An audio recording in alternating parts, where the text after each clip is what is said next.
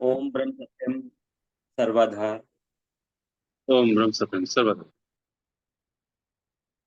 आज का विषय है सुख शांति विषय भोग में नहीं, परमात्मा के नाम में। हम लोग देखते हैं कि चीनी बहुत साफ है, बिल्कुल उज्जवल है, रंग उसका सफेद है, उसमें गंदगी नहीं है, मैल नहीं है, हमें दिखाई नहीं देती। लेकिन जब उस चीनी को कढ़ाई में डालकर पानी मिलाकर उसके नीचे अग्नि प्रज्वलित करते हैं तो देखते हैं कि थोड़ी ही देर में कढ़ाई में ऊपर ऊपर काफी मैल आकर इकट्ठी हो जाती है। ऊपरी सतह पर मैल तैरने लगती है। जब तक उस चीनी के घोल को आंच के ऊपर नहीं चढ़ाया था तब उस चीनी की मैल को हम नहीं देख पाते थे। चीनी से गंदगी हटाने के लिए, मैल हटाने के लिए उस कढ़ाई में हम दूध के छींटे मारते हैं। कढ़ाई के चीनी के घोल पर जब दूध का छींटा पड़ता है तो मैल चीनी से अलग हो जाती है और साफ चीनी अलग हो जाती है। हम ध्यान करने बैठते हैं तो हम देखते हैं कि यद्यपि हम अत्यंत ही पवित्र साफ मन से ध्यान करने बैठे हैं, किंतु मन की दशा कुछ ही देर बाद देखते ही बनती है। पता नहीं कहां कहां से जमाने की बात, जिसके बारे में हाल में हमने कुछ सोचा भी नहीं होगा, आकर इकट्ठी होने लगती हैं। जिस किसी से मेल नहीं था, मेल हो जाता है। जिससे बैर नहीं था, बैर हो जाता है। मन की ये बातें चलती रहती। ध्यान ही नहीं रहता कि हम सिमरन में बैठे थे, क्या करने और क्या करने लगे, क्या करना चाहते थे और क्या करने लगे। होश आता है तो समझ में आता है कि हम तो संकल्प विकल्प के चक्कर में पड़ गए। ऐसे ही प्रथम दशा होती है साधक की। हम भजन करने बैठते हैं पर मन भजन में नहीं लगता। ऐसा क्यों होता है? सत्संग के द्वारा हमें यह ज्ञान होता है कि विषय में तृप्ति नहीं है, सुख नहीं है, चैन नहीं है, कल्याण नहीं है।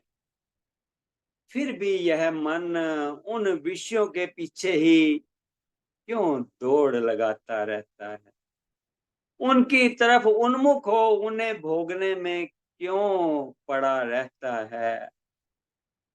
जिस बात को जानते हैं कि नहीं करना चाहिए फिर भी करते हैं, ऐसा क्यों होता है हमारे साथ? एक दृष्टांत से समझिए। एक गरीब किसान है, उसके यहाँ एक गाय है।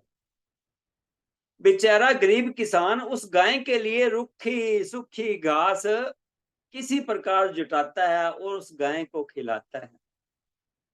रूखी सूखी घास भी उस गाय को भरपेट नहीं मिल पाती, बस किसी प्रकार काम चलता है। दिन व्यतीत होते हैं, वह बेचारी गाय करे भी तो क्या करे। एक दिन एक सेठ जी उस किसान के यहाँ आते हैं। देखते हैं कि गाय की नस्ल तो अच्छी है, इस गाय को दूध भी अच्छा देना चाहिए। और इससे जो बछड़े पैदा होंगे वे भी अच्छी जाति के बैल बनेंगे। इस गाय को खाने के लिए ठीक से नहीं मिलता है, इसलिए इतनी दुबली पतली और दूध भी कम देती है। सेठ जी सोचते हैं कि यदि यह गाय मेरे यहाँ चली आए तो इसे खाने के लिए हरी हरी घास और बढ़िया दाना खल पनोली आदि मिले करेगा और यह वहां सुख पूर्वक रह सकेगी। सेठ जी उस किसान से उस गाय को उसे बेच देने को कहते हैं। आपस में सौदा तय हो जाता है तथा गाय को सेठ जी अपने यहाँ ले जाते हैं। गाय को हरी हरी घास दाना खल्ली आदि खाने के लिए देते हैं और गाय के रहने के लिए घर भी होता है अलग से। किसान के यहाँ तो उस गाय के लिए रुखी सुखी घास रुखा सूखा भोजन आधा पेट भी नहीं जुट पाता था, किंतु सेठ जी के यहाँ उसको भरपेट अच्छा दाना हरी हरी घास खाने के लिए बराबर मिलने लगी। श्योक से एक दिन क्या हुआ कि उस गाय की रस्सी खुल जाती तो वह गाय क्या करती, सीधे अपने पुराने मालिक के घर जाकर ठंडी सांस लेती है, वहां आके बैठ जाती है। उस गरीब किसान के यहाँ रहने में सुख मानती है। वह गाय यह भी नहीं सोचती कि इस किसान के यहाँ तो भरपेट सूखी घास भी मेरे को नसीब नहीं थी, उन सेठ जी के यहाँ हरी हरी घास दाना खल्ली आदि भरपेट खाने को मिलता था। सेठ जी फिर गाय को ढूंढते ढूंढते उस किसान के यहाँ जाते और गाय को खड़ी देखकर उसको पकड़ फिर अपने यहाँ लाकर क्या करते हैं, मजबूत रस्सी से मजबूत खूंटे में बांध देते हैं। हम भी बार बार बार बार संसार की तरफ उन्मुख हो जाते हैं। सतपुरुष क्या करते हैं, वो हमें फिर वहां से दुख से निकाल कर अपने पास ले आते हैं, ठंडक के पास सिमरन भजन में हमारा मन लगवाते हैं। अब क्या होता है, अब यह विवश होकर वो गाय जब खूंटे से बंध जाती है तो विवश होकर सेठ जी के यहाँ अच्छी खासी रसदार हरी घास दान खल्ली खाने लगती है। अब जब वह गाय उन्हीं सेठ जी के यहाँ रहते रहते अभ्यस्त हो जाती है, तब उस गाय की रस्सी को यदि कोई खोल भी दे तो वह गाय वहां से हटकर दोबारा उस किसान के यहाँ नहीं जाएगी। अब वह उन सेठ जी के यहाँ ही रहना पसंद करती है। यही हालत हमारे मन की, जन्म जन्मांतर की परत इस पर पड़ी है। इस मन को विषय का रस मिल चुका है। अब ईश्वर भजन में क्या सुख है, इस सुख का आनंद जब तक इस मन को नहीं मिलेगा यह उस सुख की ओर नहीं मुड़ सकेगा। इसलिए साधक रूपी सेठ जो है मन को घुमा घुमा कर वापिस लाता है, लक्ष्य की ओर लगाता है, सुषुम्ना रूपी मजबूत खूंटे से उसे बांधता है, सूरत की डोर से बांधता है। अब यह मन क्या करता है, भजन सिमरन करता है। भजन करते करते जब इस मन को भजन का स्वाद आने लगता है तब फिर यह मन उस भजन के स्वाद को भूलकर कहीं नहीं जाता। गोस्वामी तुलसीदास जी कहते हैं, ऐसी मूर्ता या मन की। क्या मूर्ता है, क्या मूर्खता है, परिहरि राम भगत सुर सरता आस करते ओस कन की। गर्मी पड़ रही है, प्यास लगी हुई है, उस प्यास को हम बुझाना चाहते हैं और उस प्यास को बुझाने के लिए हम घास पर पड़ी चंद ओस की बूंदों को चाटना चाहते हैं और चाहते हैं कि ओस कणों को चाट चाट कर हम प्यास बुझा लें। कहीं ओस को चाटने से भी प्यास बुझती है? अगर प्यास ही बुझानी है तो पानी लोटे में अथवा गिलास में लेकर पिए या नदी किनारे जाकर हाथ की अंजलि बनाकर जितना मन हो उतना पिए और अपनी प्यास बुझाएं। नदी में जाकर डुबकी लगाकर स्नान करके शीतल पापत शांति प्राप्त करें, गर्मी मिटाएं और प्यास बुझाएं, तो हम करना नहीं चाहें और ओस के कण पलट पलट कर गर्मी शांत कर लें अथवा चाट चाट कर प्यास बुझा लें, यह कब होने को है? अर्थात नहीं होने को। यदि सुख प्राप्त करना चाहते हो, शांति चाहते हो, आनंद चाहते हो, तो ईश्वर की भक्ति करो। हम सुख चाहते हैं, शांति चाहते हैं, आनंद चाहते हैं विषयों से। यह मूर्खता है हमारी, यह मन की मूर्खता है जो ईश्वर भक्ति रूपी गंगा की धारा को छोड़कर ओस रूपी विषय की बूंदों से अपनी इच्छा की पूर्ति करना चाहते। चातक एक पक्षी होता है, वह समुद्र तालाब नदी का जल नहीं पीता। अस्सु मास में जब स्वाति नक्षत्र आता है तो वह एक टक लगाकर अपना मुंह ऊपर करके बादल की ओर निहारता रहता है। स्वाति नक्षत्र के दिनों में जब बादल से बूंदें गिरती हैं तो वह उन बूंदों को ग्रहण करता है। तुलसीदास जी फरमाते हैं, धुएं का बादल है। प्यासा पपिया समझता है कि स्वाति की बूंदें गिरने वाली हैं। धुएं का बादल कहाँ होता है? ये बहुत ऊंचाई पर होता है, उसमें पानी नहीं होता, केवल धुआं धुआं ही होता है। पर चातक को क्या पता,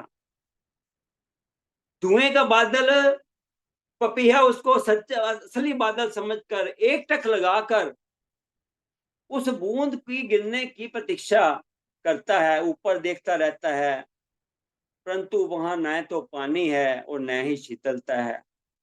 फिर भी वह आशा लगाकर ऊपर की ओर ही निहारता है।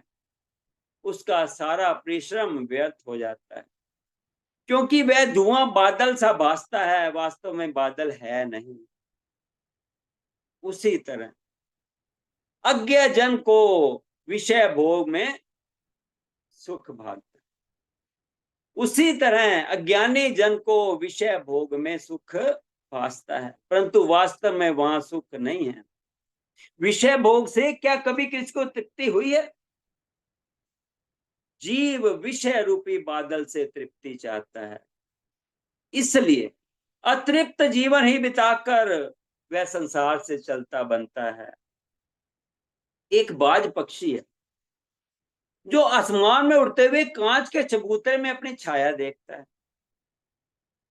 वह समझता है कि नीचे एक पक्षी है, उसमें उस पक्षी को पकड़ने के लिए जोर से उस कांच के चबूतरे पर चोंच और पंजे से झपट्टा मारता है, पर वहां कोई चिड़िया पक्षी है ही नहीं।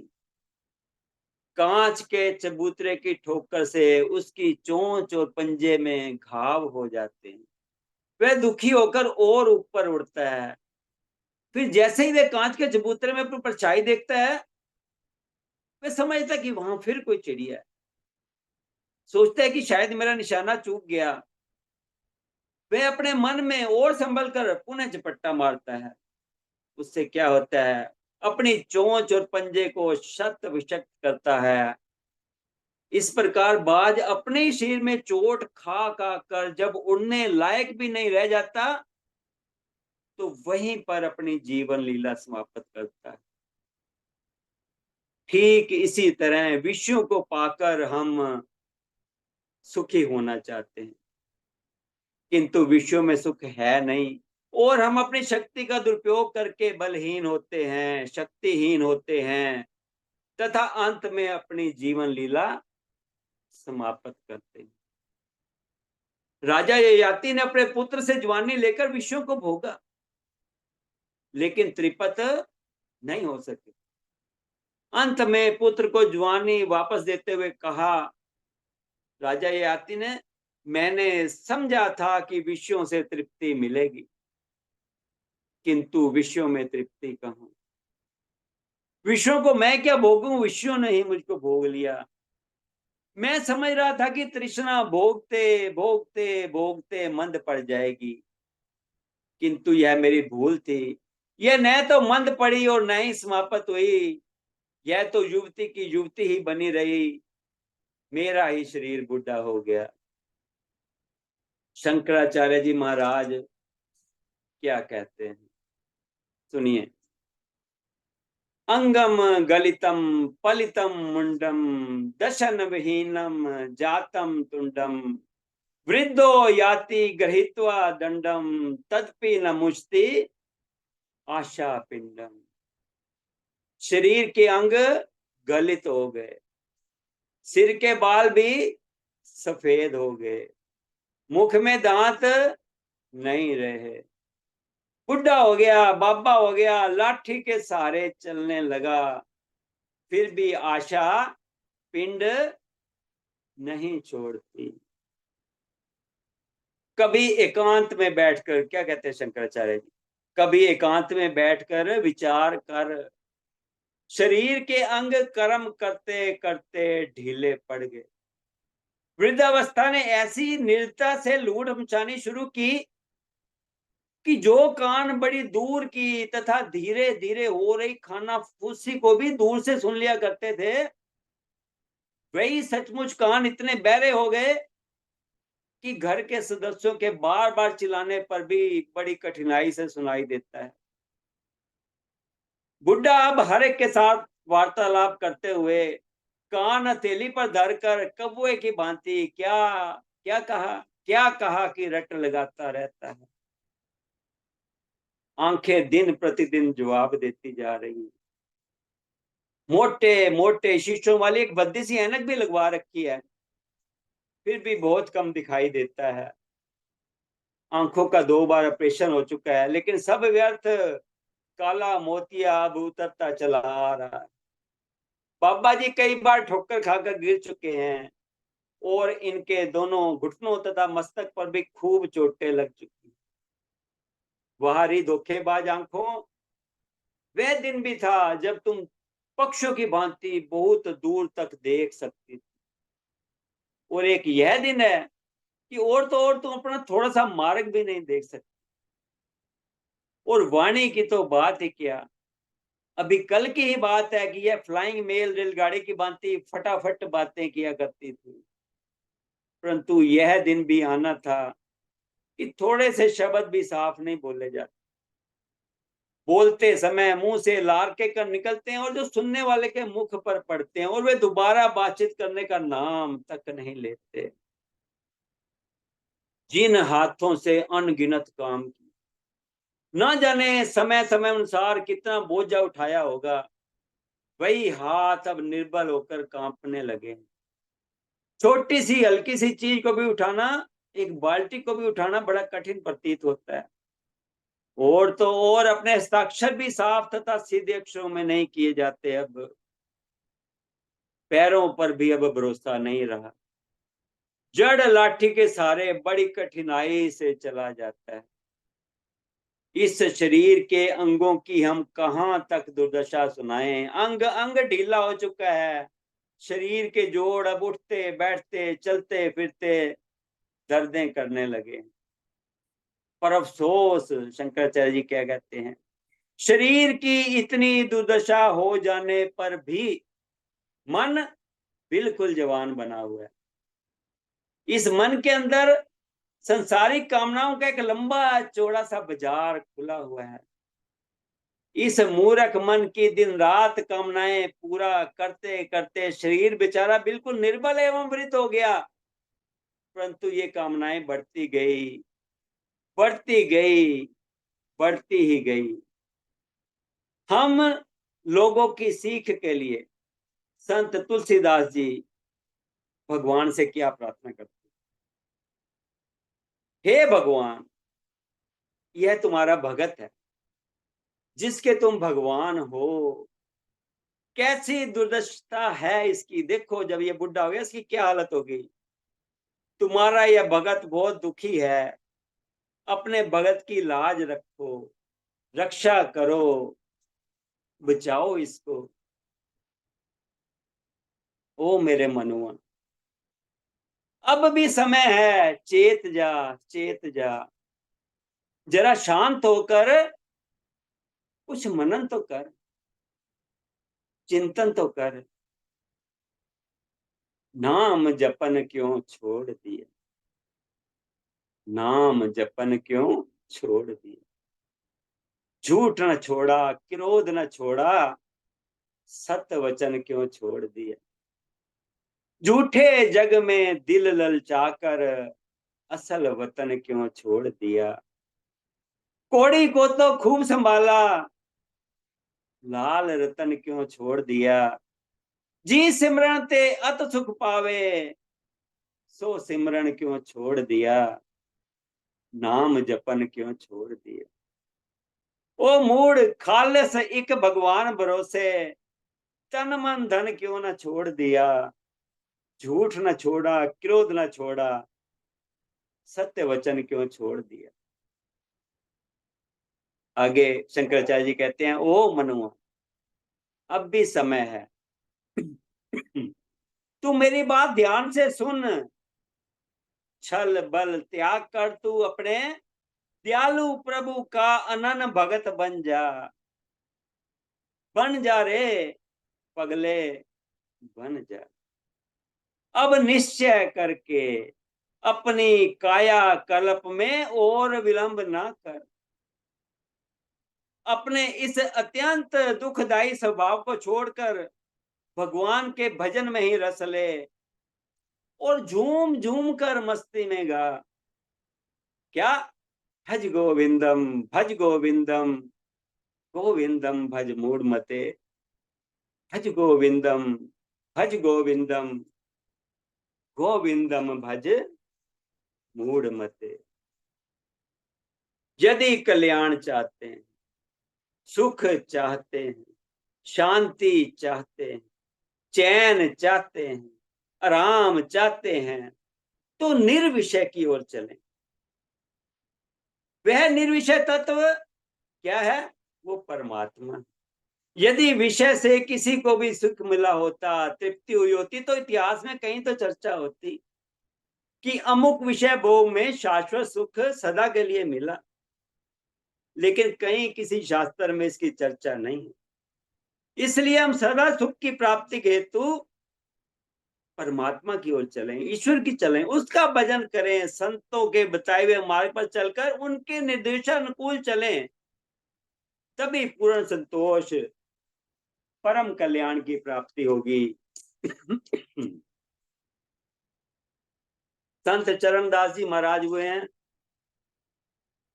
उन्होंने कहा है, दिन को हरि सिमरन करो, रैन जाग कर ध्यान। भूख राख भोजन करो, तजी सोमन को बान। चार पहर नहीं जग सके, आधी रात सू जाग। ध्यान करो जप ही करो, भजन करण को लाग। जो नहीं सरदा दो पहर, पिछले पहर चेत। उठ बैठो रटना रटो, प्रभु सु लाभ हूं हेत। जागे न पिछले पहर, करे न गुरु मत जाप। मुंह फाड़े सोवत रहे, ताकू लागे पाप। तन काम में, मन राम में लगाकर। महाभारत के समर क्षेत्र में अर्जुन खड़े थे, फिर भी भगवान कृष्ण अर्जुन से कहते हैं, अर्जुन युद्ध के मैदान में युद्ध भी करो और मेरा स्मरण भी करो। स्मरण करोगे तो सहायता मिलेगी। श्री रामकृष्ण परमहंस जी महाराज ने कहा है कि बंगाल में एक बाउल संप्रदाय के साधु होते हैं। वे एक हाथ से तंबूरा और दूसरे हाथ से करताल बजाते हैं और मुंह से गाना भी गाते हैं। उसी तरह तुम भी दोनों हाथों से संसारों के काम करो और मुंह से भगवान का नाम भी लिया करो, चूको मत। गीता के दूसरे अध्याय में भगवान कृष्ण फरमाते हैं, जिस समय सब सोते हैं उस समय संयमी लोग जग करके ध्यान करते हैं। जो ध्यान करने वाले होते हैं वो रात में बैठकर ध्यान करते हैं। लोग समझते हैं कि वे सोए हुए हैं, लेकिन वे तो मसहरी में बैठकर ध्यान करते हैं। जिनको इसकी लत यानी आदत लग जाती है सिमरन भजन की, उनका प्रेम प्रभु के प्रति बढ़ जाता है। फिर तो वो उसमें पिल पड़ते हैं, वैसे तो दिन काटने के लिए सब करते ही हैं, पर इससे काम चलने को नहीं है। जब तक उसमें पीलेंगे नहीं, जी जान नहीं लगा देंगे, तब तक सफलता नहीं मिलेगी। ईश्वर की जो भक्ति है वर्षा ऋतु के समान है। वर्षा ऋतु में गंगा जी का पानी कितना पवित्र बहता है, उसमें कीचड़ मिला रहता है। साफ कपड़े पहनने वाले जब स्नान करने के लिए जाते हैं तो उस कपड़े को उतार कर गंगा के किनारे रख देते हैं, तौलिया लपेट लेते हैं, तब स्नान करते हैं। बाढ़ के समय गंगा में घास भी बहती है और लाश भी बहती है, लेकिन जो गंगा का प्रेमी है वह हाथों से घास को उठाकर डुबकी लगाता है। श्रावण भादों के बाद जब अश्रु कार्तिक महीना आता है तो जल साफ सुथरा हो जाता है। इसीलिए तो महाराज जी ने कत्ते महीने में सम्मेलन होता है। उसी तरह ध्यान के आरंभ में ऐसा होता ही है। मन में जितनी गंदी बातें आती हैं उनको हटा हटा कर भजन में मन लगाइए। 4 मासे होते हैं ये चौमासा, इसमें भगवान की भक्ति को की तरफ ध्यान लगाना चाहिए। सबको ध्यान करना चाहिए। मन भागता है, समेट कर बार बार वापस ध्यान में लगाना चाहिए, लक्ष्य पर लगाना चाहिए। यह प्रत्याहार है। जो प्रत्याहार में हार जाएगा उसकी धारणा कभी नहीं हो सकती, और जिसकी धारणा नहीं होगी उसका ध्यान क्या होगा। कबीर साहब ने कहा है, मन तू थकत थकत थक जाए। अरे मन, तुम जड़ हो और मैं चेतन हूं, एक दिन मन को जड़ को थकना पड़ेगा, इसलिए हिम्मत नहीं आ रही है। सफलता अवश्य मिलेगी। जब ये मन थक जाएगा तब वैराग और अभ्यास के साधन को अख्तियार करके, महाराज जी कहते हैं कि जब ये मन थक जाएगा तब राग और अभ्यास के साधन को धार करके ठिकाने पर ये पहुंच सकता है। धीरे धीरे रे मना, धीरे सब कुछ होए, माली सींचे सो घड़ा, ऋतु आए फल होए। चलो चलो सब कोई कहे, बिरला पहुंचे कोए, जाको सतगुरु मिलणगे ताको मालूम होए। सतगुरु तो अंतर रमे, पल पल करें पुकार, आज्ञाकारी होए के तू घट के पाठ उगाड़। घर माही घर दिखाई दे, सो सतगुरु परख सुजान, 5 शब्द धुनकार धरी, तहां बाजे शब्द निशान। यह शरीर हमारा स्थूल घर है, इसके भीतर सूक्ष्म घर है, इसके भीतर कारण घर है, और उसके भीतर भी एक महाकारण घर है, तब फिर उसके भीतर कैवल्य घर है। इन घरों को जो दिखला दे और 5 घरों के विभिन्न शब्दों धुनों को जो सुना दे वही सतगुरु है। जिस लकड़ी में आग है वही सूखी लकड़ी को जला सकती है। उसी तरह से जिस गुरु में आत्मज्ञान नहीं वह दूसरे को आत्मज्ञान नहीं दे सकता। आत्मज्ञान पूर्ण संत सतगुरु ही दे सकते हैं। जब तक आत्मज्ञान नहीं होगा तब तक कल्याण नहीं होगा। ओम ब्रह्म सत्यम सर्वधा। सर्वधा जी।